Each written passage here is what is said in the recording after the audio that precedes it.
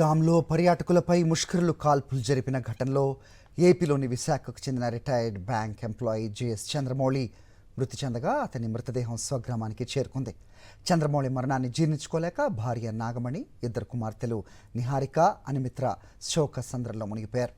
తన తండ్రిని చంపొద్దని వేడుకుంటున్నప్పటికీ ముష్కరులు కనికరించలేదని కన్నీళ్లు పెట్టుకున్నారు. ఆహ్లాదం కోసం వెళ్లిన విహారయాత్ర తమ జీవితాల్లో విషాదాన్ని నింపిందని ఆవేదన వ్యక్తం చేస్తున్నారు.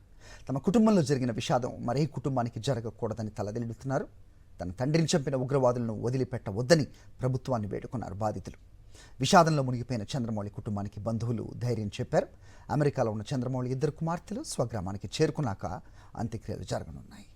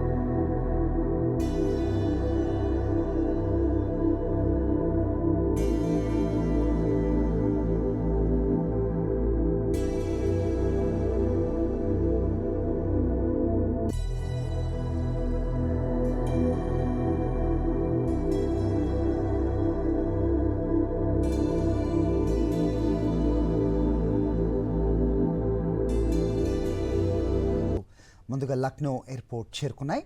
అక్కడి నుంచి వారి స్వస్థలాలకు తరలించారు అధికారులు.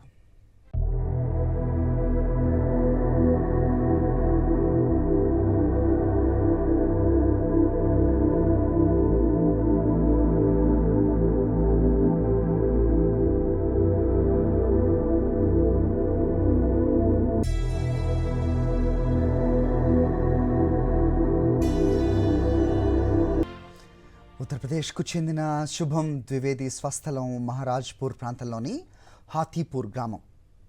ఉగ్రవాదుల దాడిలో చనిపోయిన శుభం ద్వివేది మృతదేహాన్ని అధికారులు అతని కుటుంబ సభ్యులకు అప్పగించారు.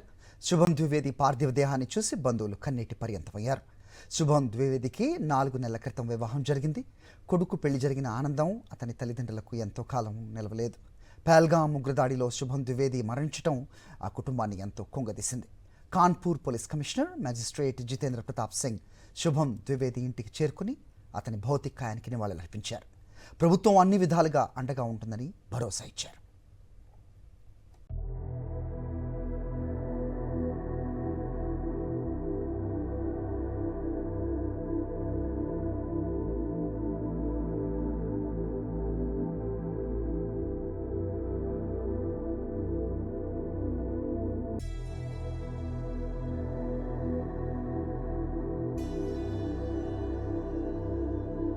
పహల్గాం ఉగ్రమూకల దాడిలో మరణించిన ప్రశాంత్ సత్పతి మృతదేహం ఒడిశాలోని బాలాసోర్కు చేరుకుంది. కుటుంబ సభ్యులు, బంధువులతో పాటు ఎంతోమంది అక్కడికొచ్చి ప్రశాంత్ సత్పతి భౌతికాయానికి నివాళులర్పించారు. కుటుంబంతో వినోదం కోసం కశ్మీర్కు వెళ్తే తన కళ్ల ముందే తన భర్తను చంపేశారని భార్య శోక సంద్రమైంది. కన్నీరు మున్నీరుగా వెలిపిస్తూ సొమ్మసిల్లి పడిపోయారామె. తనను ఓదార్చిన కుటుంబ సభ్యులు, బంధువులు కన్నీళ్లను తుడుస్తూ తమకు ధైర్యం చెప్పారు.